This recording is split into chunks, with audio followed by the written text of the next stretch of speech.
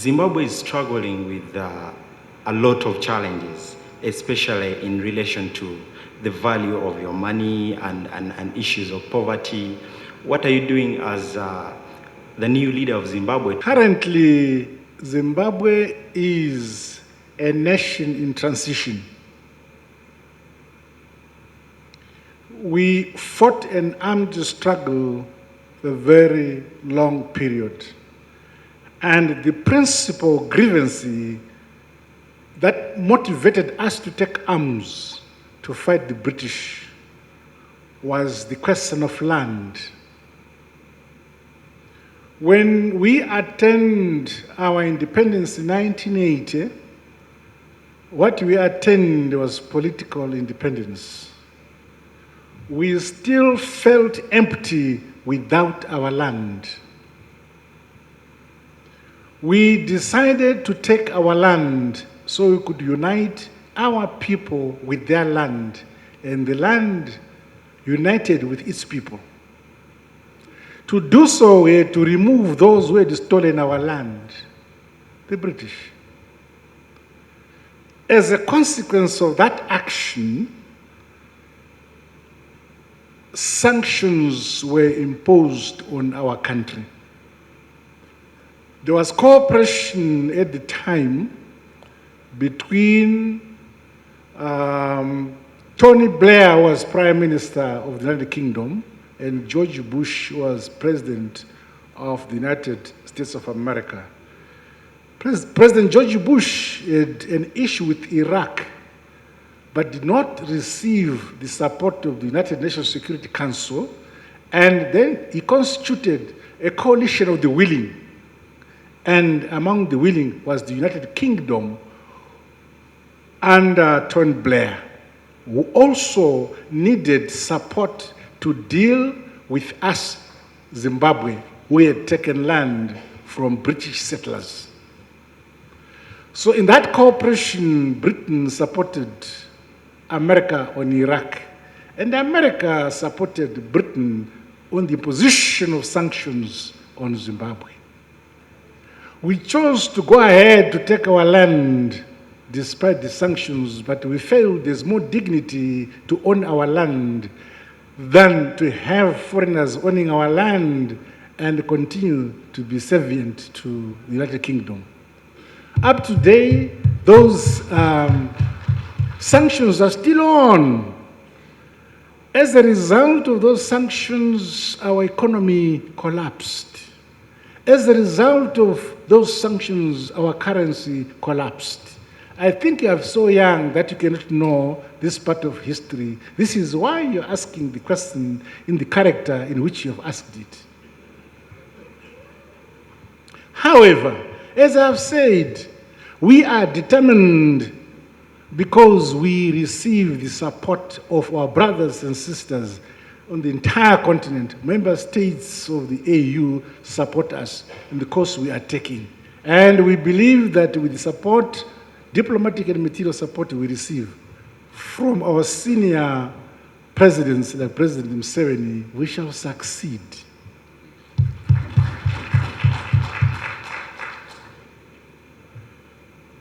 Currently, it is true, Zimbabwe has survived up to date because we are focused on our own domestic resources. For the last 20 years, we have never received lines of credit. Whatever we have in Zimbabwe is on the basis of our own domestic resources, plus both political and material support from our sister countries on the continent. This is why in the statement read by the Minister of Foreign Affairs, they referred to our SADC summit in August, where the SADC bloc passed the resolution that the 25th of October shall be a date where all member states of SADC will demonstrate for the removal of the illegal sanctions imposed on us. So the challenges which we are facing are not imaginary, they are real. Country in transition. For the last 20 years, all the Brentwood institutions have blocked up to today. Zimbabwe cannot access any lines of credit from these international institutions like the World Bank, the IMF, IFC, and so on, African Bank and Africa. All those institutions are restricted by the major shareholders, stakeholders in those institutions, and this happens to be the major countries in the West who have imposed sanctions on us. So, for that reason, we must look to those countries or entities or organizations who have not imposed sanctions on us. And in that narrow approach of Zimbabwe, the people who are standing with us, our brothers and sisters, member states of the AU, and other countries like in the eastern countries like China, Russia, India, Brazil, we relate to them because they have no sanctions on us. But countries like Uganda, in my view, also need to attract. I was discussing with the Minister of Foreign Affairs, your Minister of Foreign Affairs, saying, what crops do you grow? He said they also grow cotton in Uganda. Now, there are two possibilities. Pay at energy. Various countries have various resource endowments in our respective countries. And again, there is no one size fitting all. It depends on the possibilities in your own country and so on. Then you make decisions. You can look now at infrastructure. His Excellency President Museveni has said in developing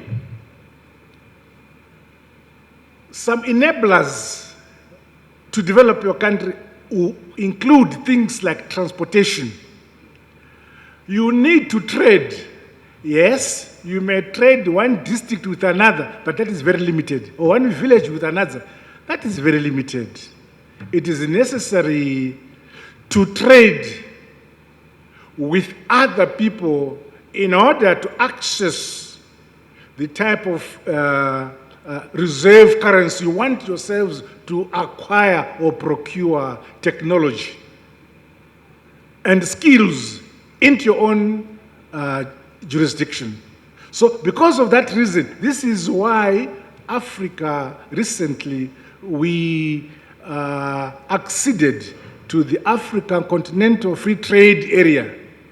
That's the same vision which the current crop of leadership in Africa have come to agree and say, this is the way to go. We must cooperate that way. When we were holding our international trade fair, I think I was very much amateurish because we met and then said, my brother, you are my old commander. I have international trade fair in Zimbabwe, but can you come? He says, yes, I can come. That's simple. And then he came. But I feel extremely honored by the invitation extended, not to me, but to Zimbabwe, by His Excellency, to be guest of honor at the 57th anniversary of the independence of this beautiful country of the Republic of Uganda. May I mention that your own independence was a great inspiration to us in Southern Africa. In the early 60s, I believe some of you were quite young, but we were already students at secondary and so level, and we were inspired by the independence of countries in Eastern Africa. We believed that it was going to be possible for us also in Southern Africa to become independent. And indeed, Eastern Africa became our basis for the struggle we waged. You may speak of Mozambique, you may speak of Zimbabwe, you may speak of Namibia, you may speak of South Africa, you may speak of Angola. We all were here. And indeed, some of members of my cabinet are products of Makerere University. So you have tremendously contributed to the development of Southern Africa in many ways, materially as well as intellectually. We have come here to show our appreciation with desire to consolidate, broaden our cooperation. We are fully aware that the role of our founding fathers was to have Africa free, to attain political freedom. But today we now have a duty as the current crop of leadership in Africa to develop our countries, to improve the standard of life of our people, to trade among ourselves, to grow our industries, to modernize all aspects of life ourselves. So our task now is to cooperate, modernize and industrialize our respective countries. And to do so, we have to share our resources and knowledge between ourselves. We have mentioned the issue of the Africa Continental Free Trade Area, which opens every single member state of the African Union to a market of 1.2 billion. I do not see, if we are committed and focused,